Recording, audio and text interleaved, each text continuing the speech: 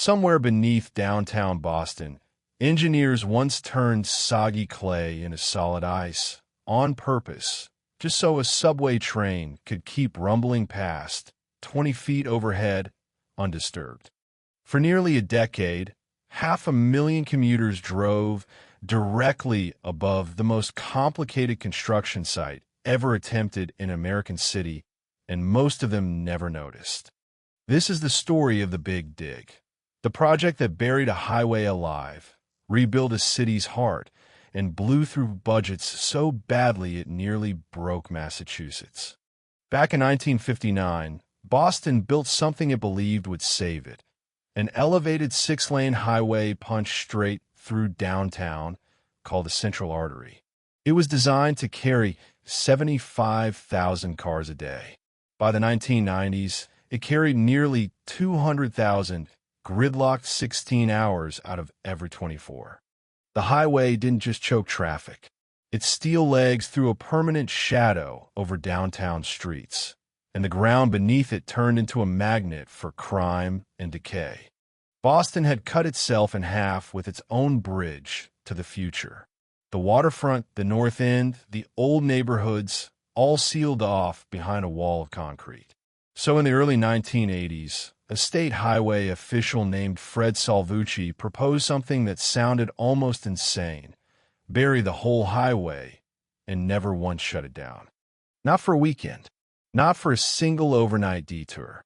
Traffic on the Central Artery had to keep flowing every single day while a new highway rose beneath it.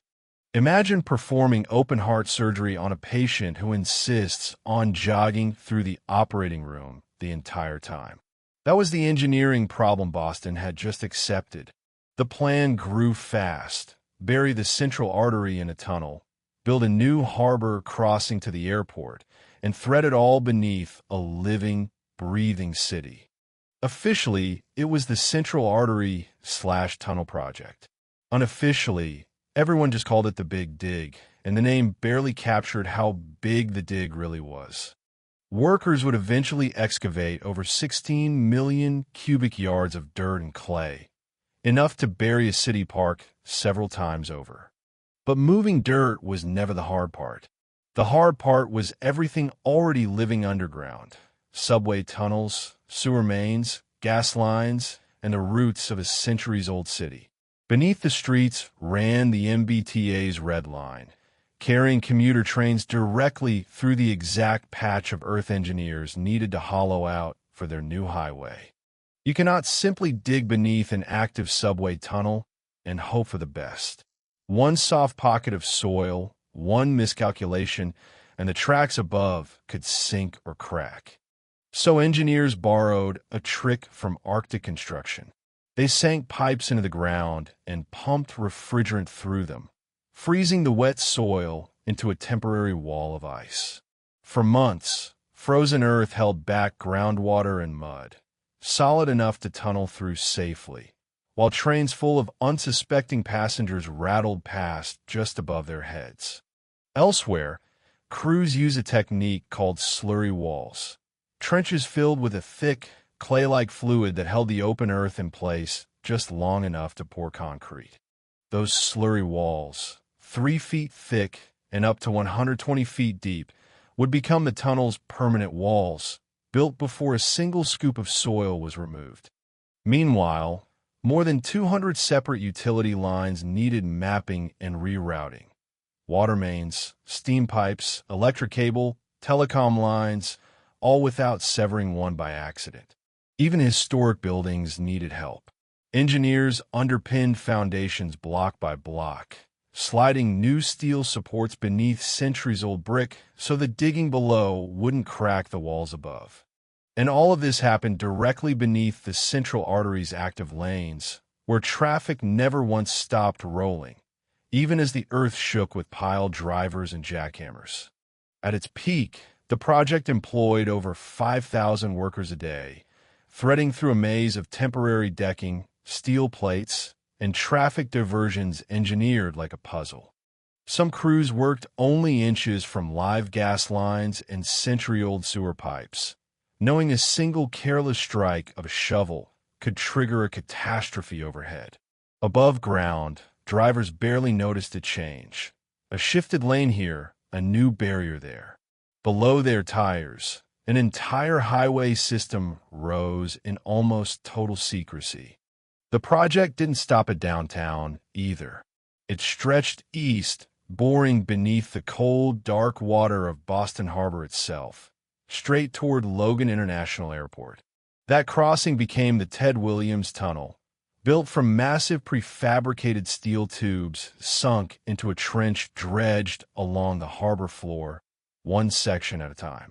Each tube weighed thousands of tons and had to be floated into place, lowered with near-millimeter precision, then sealed against the crushing pressure of the water above. To tie everything together, engineers also needed a new bridge wide enough to carry 10 lanes of highway traffic across the Charles River without a single bottleneck.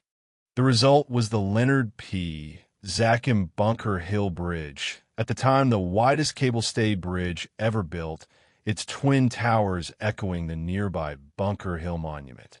Every piece, buried highway, harbor tunnel, cable-stayed bridge, had to align perfectly on a schedule measured in decades, without the road above ever once closing. Naturally, something this ambitious, freezing ground, floating steel tubes, tunneling beneath live subway trains, came with a price tag that spiraled out of control almost immediately. Back in 1985, the original estimate put the entire project at around $2.8 billion. Officials at the time called it ambitious, but entirely doable.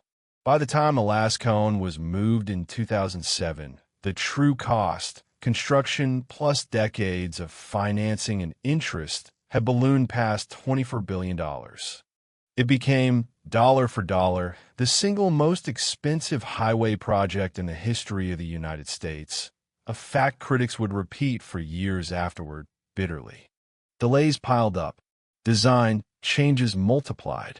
Then in 2004, engineers discovered the tunnel walls were leaking groundwater in hundreds of separate spots, forcing costly emergency repairs. Then, on a warm July night in 2006, disaster struck for real. A massive concrete ceiling panel tore loose inside one of the connector tunnels below. The panel, held up by epoxy bolts that had slowly failed under its own weight, crushed a car passing underneath, killing a passenger named Milena Del Valle. The investigation that followed exposed a chain of corner cutting, the wrong adhesive, inadequate testing, and warning signs that had gone unheeded for years before the collapse. For a project built on precision, frozen ground, millimeter-accurate tunnel sections, it was a bitter irony that a bolted ceiling panel became its deadliest single failure. Boston rebuilt trust the hard way, inspecting every ceiling panel across the entire tunnel system, replacing thousands of bolts, and rewriting safety standards for megaprojects nationwide. And yet, underneath the scandal and the staggering cost, the underlying engineering mostly worked exactly as designed, carrying traffic safely, day and night, ever since. Once the new underground highway opened for good, crews finally did what Bostonians had waited 50 years for. They tore the old, elevated Central Artery down, piece by piece.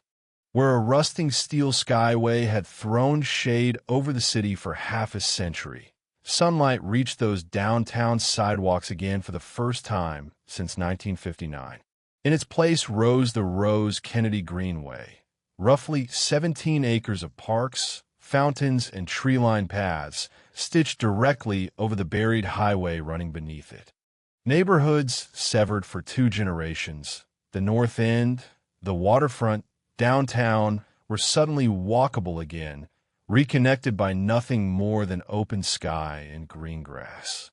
Traffic that once idled for hours now moved in minutes. Later studies credited the project with saving Boston drivers tens of millions of hours of gridlock every single year. Some of the excavated dirt didn't go to waste either. Barges carried it out to cap an old landfill, creating a brand new harbor park called Spectacle Island. The Big Dig remains a strange kind of monument, proof that a city can rebuild its own foundations without ever once stopping the traffic running across them. Every time you drive through a tunnel without a second thought, you're trusting an invisible chain of engineers who once froze mud and rerouted a city just to keep you moving. If you love uncovering the impossible engineering that quietly holds our cities together, subscribe. There's another hidden marvel waiting beneath the surface next time.